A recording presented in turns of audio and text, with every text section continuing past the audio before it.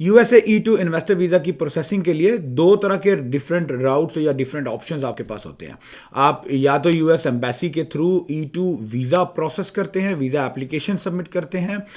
या आप यूएसए में आके अपने एग्जिस्टिंग जिस भी आप स्टेटस पे हैं, जैसे B1 B2 स्टेटस हैं, टूरिस्ट वीज़ा पे हैं, आप E2 स्टेटस को चेंज करते हैं। तो वो तमाम लोग जो B1 B2 वीज़ा के ऊपर यूएसए में एंटर होते हैं और यहाँ पे आने के बाद E1 या E2 वीज़ास को प्रोसेस करना चाहते हैं, तो उनके लिए ये वीडियो बहुत इंपॉर्टेंट है। इसमें मैं बहुत सारी डिटेल्स शेयर करने जा रहा हूँ जो कि आपके लिए आप E1 या E2 वीज़ास की प्रोसेसिंग में बहुत हेल्पफुल होगी और आप एक राइट डिसीजन ले पाओगे। So stay tuned.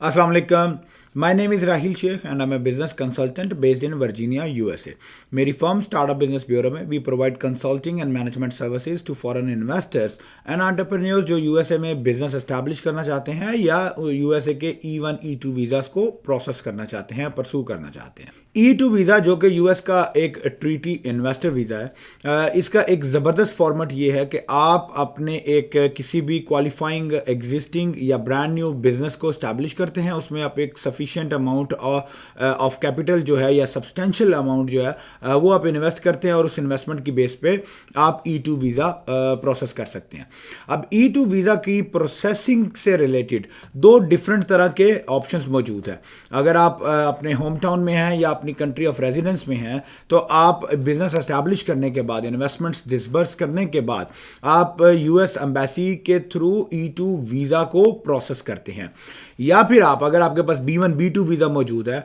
आप B1 B2 लेके यूएसए में ट्रैवल करके आ जाते हैं, यहाँ पे आके आप अपना बिजनेस एस्टैब्लिश करते हैं और उसकी बेस पे E2 स्टेटस चेंज जो है वो आप अप्लाई करते हैं। अच्छा, अब इन दोनों जो प्रोसेसिंग्स हैं, जो वेज ऑफ प्रोसेसिंग है, इनमें बहुत ज़्यादा डिफरेंस है। आजकल कुछ specially I don't know somehow there is a wave specially in Pakistan. Every day the number of people calling me कि वो पाकिस्तान से अमेरिका B1 B2 में के स्टेटस पे एंटर हो चुके हैं and now they want to do the change of status because somebody has guided them कि आपको इंटरनेशनल बैठ के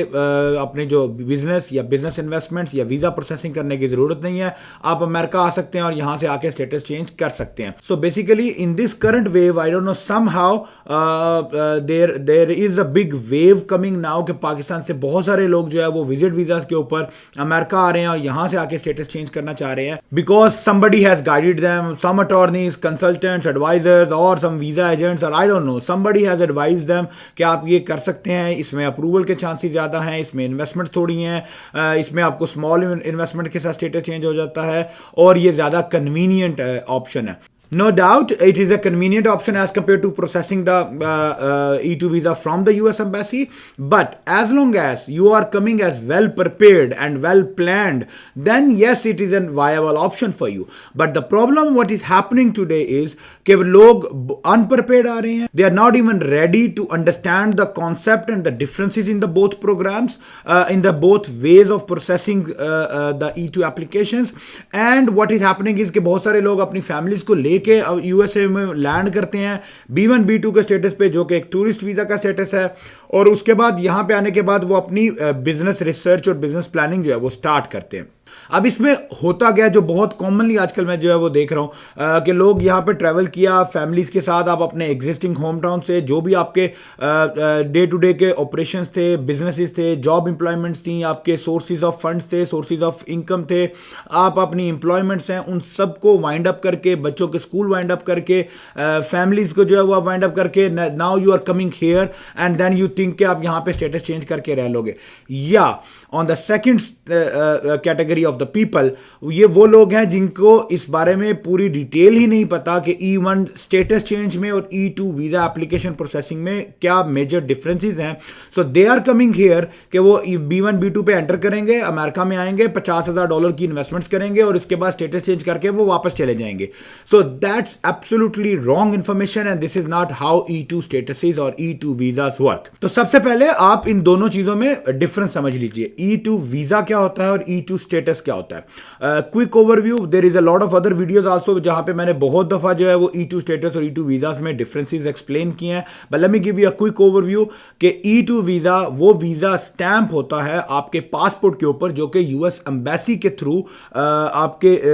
होम टाउन में या कंट्री ऑफ रेजिडेंस में आप जब एप्लीकेशन करते हो, इंटरव्यू होता है और उसके बाद वीजा स्टैंप होता है पासपोर्ट के ऊपर। E2 स्टेटस जो है वो वीजा स्टैंप नहीं होता, और जब आप अमेरिका लैंड करते हो उसके बाद आप यहां पे आने के बाद अपनी एप्लीकेशन USCIS में जमा करते हो, वहां से आपका इंटरव्यू वेव ऑफ हो जाता है और आपको स्टेटस चेंज का अप्रूवल आ जाता है। Now the biggest challenge is कि E2 visa is a multiple entry visa, आप you can frequently travel in and out of USA, जबकि E2 status you can consider this as a single entry status कि once you are in the USA on any other visa category program, आप यहां पे आने के बाद USCIS के through E2 status change करते हो, आपको एक सिंगल एंट्री का अप्रूवल मिलता है, and after this single entry approval, even if your E2 gets approved, the moment you exit from USA your status is expired, which means you cannot enter back, आप वापस नहीं आ सकते। So in easy language, in simple language, आप E2 status को single entry visa या single entry status जो है वो कंसीडर करते हो, और E2 वीजा जो US एम्बेसी से प्रोसेस होता है वो मल्टीपल एंट्री वीजा होता है। तो अगर आपका ये प्लान है कि आप B1 B2 पे अमेरिका जाओगे, वहां पे बिजनेस सेटअप करोगे, E2 स्टेटस चेंज करोगे और फिर अपने होम टाउन में वापस आके अपने बिजनेस या जो भी आपके जो फ्यूचर प्लान्स हैं उनको कंटिन्यू करोगे, that's absolutely not how it gonna work out. ये पॉसिबल कभी भी नहीं हो पाएगा, बिकॉज आप यहां से स्टेटस को चेंज करोगे और उसके बाद आप जब एग्जिट करोगे वो स्टेटस एक्सपायर हो जाएगा। On the other hand, second जो डिस्टर्बेंस आ रही है लोगों को कि पीपल आर कमिंग अनप्रिपेयर्ड, कि अगर आपको वीजा प्रोग्राम के बारे में पूरी इंफॉर्मेशन नहीं है, आपकी इन्वेस्टमेंट बजट्स रेडी नहीं है, आपको बिजनेस मॉडल नहीं पता, तो what people are doing is कि they are coming to USA, और वो यहाँ पे आने के बाद पहले 5, 10, 15, 20 दिन जो है वो आप अपना जो है वो मार्केट रिसर्च करते हो, या आप अपने टूरिज्म करते हो, आप फैमिली के साथ ट्रैवल कर रहे हो, आप रिलैक्स होते हो, उसके बाद आप बिजनेस के ऑप्शंस कंसिडर करना शुरू करते हो, एक्सप्लोर करते हो, और जब तक आपको कोई बिजनेस अपॉर्चुनिटी मिलने का टाइम आता है तो आपको ये नहीं पता कि स्टेप बाय स्टेप में आपने सारे प्रोसेस को लेके कैसे चलना है। You need to keep that in mind कि you once you enter on B1 B2 and you want to do the change of status, आपके पास सिर्फ 180 डेज हैं। आपको इस 180 डेज में या तो एक्सटेंशन फाइल करनी है, या स्टेटस चेंज करना है, या आपको कोई दूसरा वीजा प्रोग्राम करना है, या आपको एग्जिट करना है, but all of this has to happen, इसका रिजल्ट अनाउंस होना चाहिए before the expiration of 180 days. अगर आपका 180 डेज का टेन्योर एक्सपायर हो गया और आप स्टिल इन द USA हैं और आपका कोई स्टेटस चेंज अप्रूव नहीं हुआ, then you are basically out of status. आप जो है वो एक अपने जो वीजा आपका इशू किया गया था, जो वीजा एंट्री आपको मिली थी, आप उस सारे प्रोग्राम को जेपटाइज कर रहे हैं। So you are basically abusing that visa entry which you have already taken. And not only that, आप यहां पे आने के बाद अपनी फैमिली को भी लेके आते हो, आप अपने बच्चों के स्कूल फॉर एग्जांपल जो है वो, अगर आप उनको जो है वो स्कूल से वेकेट करवा के ट्रांसफर करके यहां पे लेके आते हो, यहां पे आने के बाद आपको स्कूल्स के सीजन्स का नहीं पता, स्कूल के टेन्योर्स का नहीं पता, आप कब क्वालिफाई हो स्कूल में एडमिशंस के, कब नहीं हो, यू डोंट नो। तो I have seen the people के जिनके बच्चों के जो है वो एजुकेशन टेन्योर जो है, जो एक पूरा सेमेस्टर या इवन सम इन सम केसेस एक पूरा साल, एक 1 फुल ईयर ऑफ एजुकेशन जो है वो कोलैप्स हो गया है। And you know the people are not well prepared, आपके डॉक्यूमेंट्स पूरे नहीं है, आपके पास फाइनेंसिस पूरे रेडी नहीं है, कुछ चीजें ऑर्गेनाइज तरीके से आपने प्लान नहीं की हैं, तो there are a lot of complications which can happen. So basically you just need to make sure कि अगर आप